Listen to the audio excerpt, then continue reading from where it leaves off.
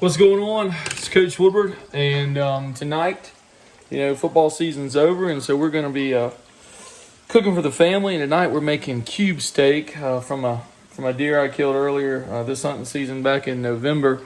We're going to do a little bit of fried cube steak and some onion gravy over some mashed potatoes. But this is just a quick meal that you can do in about 30 minutes. Right now, what I'm doing here is I cut up a whole onion and I threw it in the grease. And what I'm actually doing is seasoning the grease. And over here, while I did that, I went ahead and made my wash here with 2 eggs, some milk, a little bit of Crystal's hot sauce, and some pepper, and also a little bit of Lowry seasoning salt.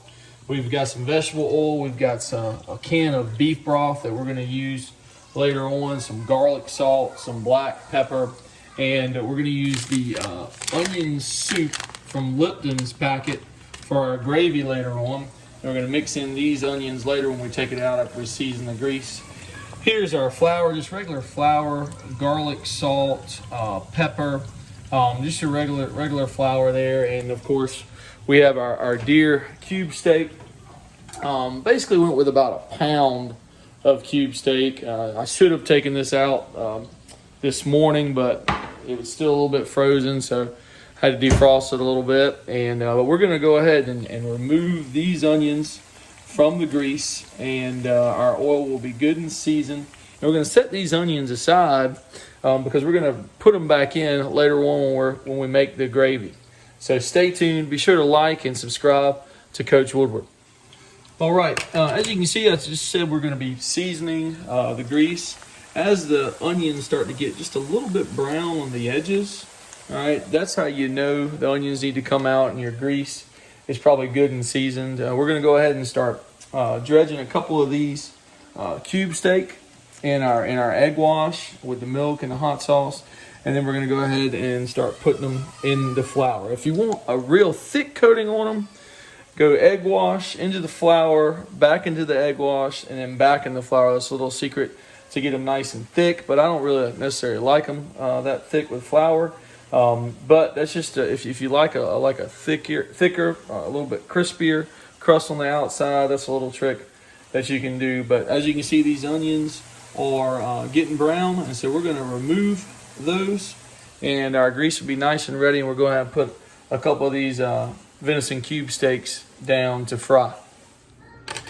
All right, as you can see, we're just throwing about, we get 4 or 5 in the pan, kind of get them good and coated with that egg wash, that mixture of hot sauce and milk and a little bit of seasoning salt. And then we're going to throw them down right into the flour, get a good nice coat on them before we throw them into the grease.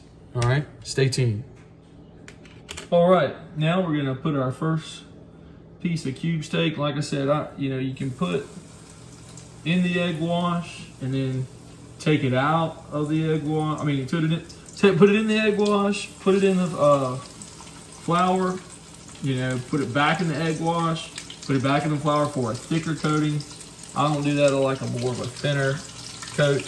You're gonna fry it on each side for about 5 minutes at the most, especially if it's thin cube steak. 5 minutes at the most, and I lose track of time, so I make sure I set a timer. You go ahead and get you some more flour in the pan. I'm actually using gluten-free, all-purpose flour because it actually does a pretty nice coat. It seems to stick to it a little bit better than just your regular run-of-the-mill flour, but I prefer this. For some reason it's done better, I feel like, than your regular flour. But you let those cook on each side for about 5 minutes, and then you flip them. You flip them after about 5 minutes. Stay tuned. All right, I just flipped them real quick. My grease is just a tad bit too hot. As you can see, you want to keep this on the medium to high, but really on my stove, it's kind of a pain. It's just a tad too hot on one side, but they got a nice crisp to them. right now. I'm gonna let them cook on that side for about, probably about 4 minutes on this side, because they look like they're cooking pretty fast. And then, of course, take those out, put them on a paper towel plate, get the next batch in there, and move on after that. We'll move on to the gravy. All right, so we got our second batch in there.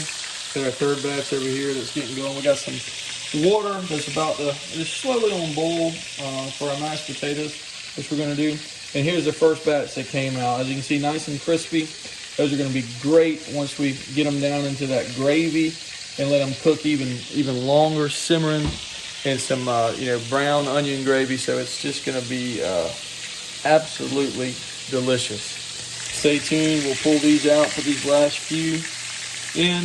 Go ahead and boil the water for the mashed potatoes, and then start making the gravy once we get all the cube steak out of the grease. Ford already he sampled the first batch. How is it? Good. It's good. All right, so we're finishing up our second batch right here, and we're gonna throw the third batch on, and then begin to make our gravy, our mashed potatoes, and we're gonna cook some vegetables tonight too, so stay tuned. All right, did some instant mashed potatoes, so I cheated, just those ones you family pack. Once the water boils, you remove them off the bowl and you throw the potatoes in there. So those are done, those are ready. They have some gravy on them in a little bit. We're finishing up our last bit, excuse the kids, finish up our last bit of cube steak here. And then we'll be ready to make our gravy. Remember, we're gonna be making our gravy from these onions, some Lipton soup mix, 1 can of beef broth, and the drippings from these cube steak. If you wanna thicken it up, you just use a little bit of flour. We're making that in just a few. All right, finally got our gravy simmering. Again, that's beef broth and a Lipton onion soup. And we added just a little bit of flour. And now we're about to put the cube steak and let it kind of simmer on low for a little while, just to get that onion gravy taste into the cube steak. Got the mashed potatoes going. Got the wife behind me working on some vegetables. And pretty soon everything will be ready to go and on a plate in less than 30 minutes. All right, here's the finished product. The cube steak in the gravy, the mashed potatoes, the veggies tonight. And stay tuned, it's the last thing, the taste test and plating up of the food. All right, first taste test here for Ford Woodward. So good. Is what? It's good. Good. All right, here we are. It's all plated up. Mashed potatoes with the cube steak and onion gravy over the top.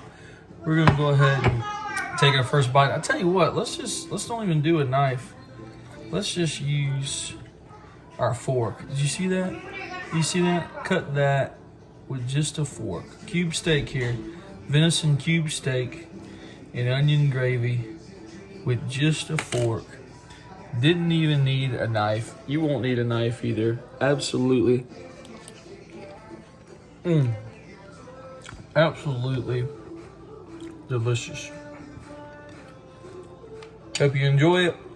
Only about a 30-minute recipe, and just a great meal to have with your family when you got a full freezer full of venison cube steak. Thanks for watching, and don't forget to click the like button and subscribe.